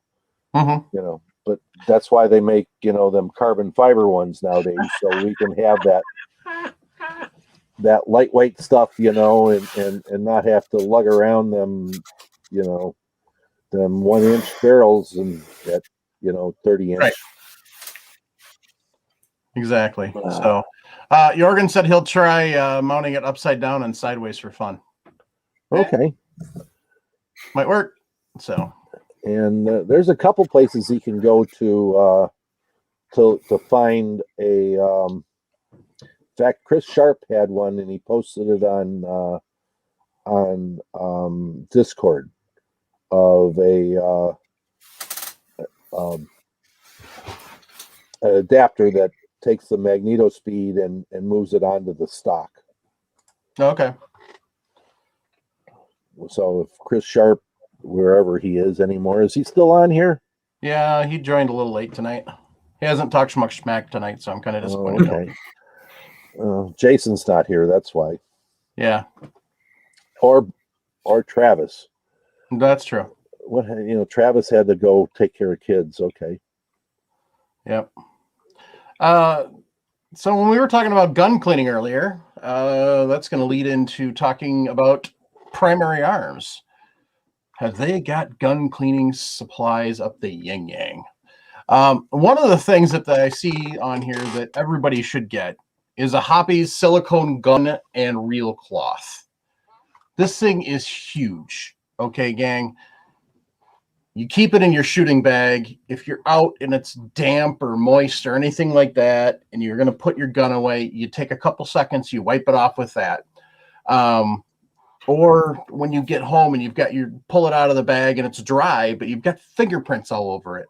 You take and you run it across and it gets those fingerprints off, and it puts just a light coating on all that blued surfaces. And it's not going to hurt wood, and it's not going to hurt any of the polymer, even if they're hydro dipped or anything like that. So just a handy thing to have. As far as range cleaning otherwise, or something to take out in the field, the bore snakes aren't bad, but the Otis cleaning kits are amazing. I've had one for 25 years now. And it's just amazing. It's got a CLP with it, so it's a cleaner, lubricant, and protectant all in one shot. It fits in usually a nice little case. It travels easy out to the hunting stand or to the range. If you don't want to do taking the actual full cleaning rods and stuff like that, then this is an option too. But don't go without a cleaning rod. Right. I mean, how are you going to get the bullet out that you forgot to put powder in? Right. Yep. Yep, because I've had a squib, and I couldn't get it out. So, although actually, no, I did try and use a cleaning rod on that because I did have a cleaning rod with me, but it wasn't a one-piece cleaning rod. It was I don't know, one of the little Hoppies kits that's got the little aluminum cleaning rods. Yeah, that died a horrible death. Because as you were saying earlier, it was the hollow end. It didn't have a point on it, and so it just split it. Yep. Worst part, it was a lead bullet. So that's the annoying thing. Uh-huh. Yeah, you can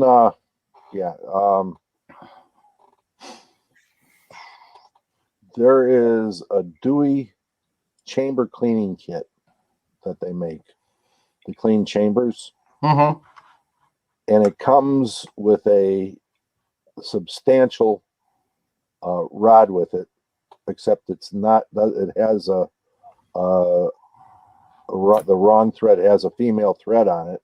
Mm. Take a 30 caliber cleaning jag, thread it on, cut it off, and leave it on. Okay. That way, you got something. Back when we used to shoot, when I used to shoot IPSC, squib loads were normal. I Mm-hmm. mean, everybody would run into one, and they even had a handout when you started to shoot to bring a squib rod with you to knock bullets out of your gun. Yeah. Because it happened, and you just had to take it and learn that even the best presses and it's still the nut that's pulling the handle are going to make mistakes. Yep. And especially when you're shooting enough to shoot 40 or 50,000 rounds a year,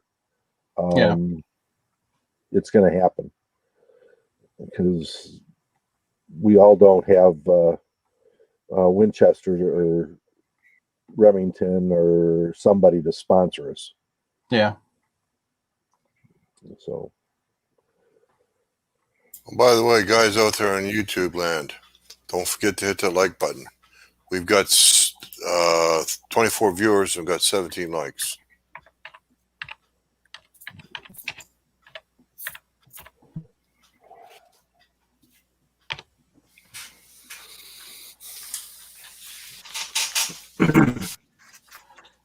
So, they've got Breakthrough Clean and Pro Shot. No Deweys.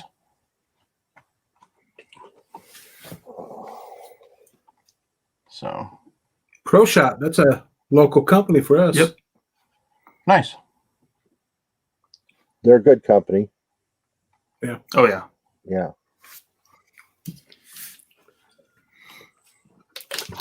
So there we go. So yeah, they make a couple of different cleaning rods, a 22 to 26. That's a 42 inch, and then they make a 27 and up. That's 36 inch. So, and then they've got a little pistol one too. But then Breakthrough Clean has got some different stuff too. So, but yeah,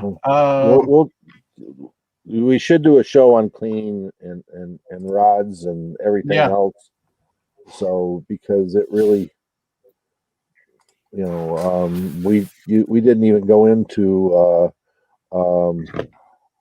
bore protection, chamber protection, and throat, right. bore guides, all that stuff, ports, lots of stuff there that goes into that. Yep.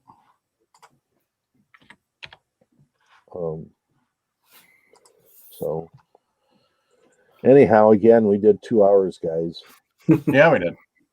And then some. Yeah. So, just want to take time to thank Jake and Ryan over at Patriot Patch Company too. This is the April patch of the month. Thumper's got a thumper. So The bunny's got a China Lake.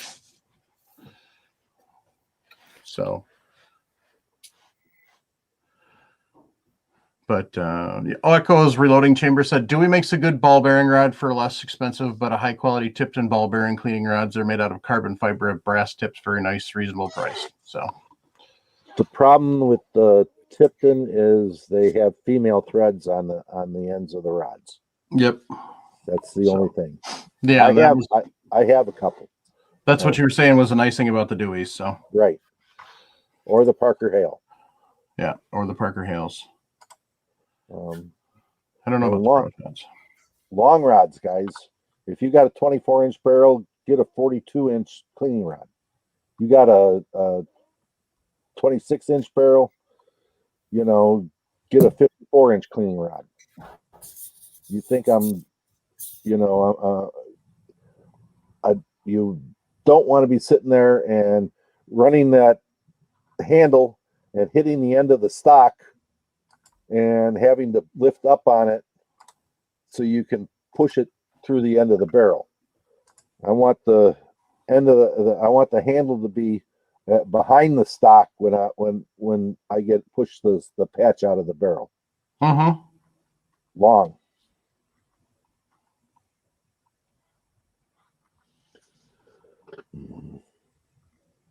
Looks like the pro shot's female. So It is, yeah. but all right, gang. So yeah, thanks to Jake and Ryan over at Patriot Patch Company for sponsoring bandwidth on the show. Thanks for Primary Arms for being sponsor for the show and the network. Just grateful to everybody that tunes in live. Grateful to everybody that gives us feedback on the YouTube videos and also in the various groups, whether that's MeWe or Discord or Facebook. So thanks for all the feedback. If you want to send us an email, reloadingpodcast@gmail.com. You can send us a text to 608-467-0308. Huge shout out to the Patreons who help make all this possible. And I've got 2 giveaways I got to get to this week. We've got the Lyman giveaway to do and the 2-patch from the live show a couple weeks ago. I haven't forgot about them. Life's been busy, so I will get to them, I promise, here in the near future. And on that note, gang, keep your brass shiny. Jump on the Milcert short bus. Teach a young one how to reload for the old mill serps. Keep them alive. Like Grandpa told me, violence does solve problems. That's a good one, Ray. I like the second half of that. Remember, gun control isn't about our guns. It's about us controlling us. On that note, gang, today is April 20th. Yesterday was April 19th. To keep in mind something that you need to think about, go back and look at what was happening on April 19th, 1775. Go look why the British were roaming around the countryside that day.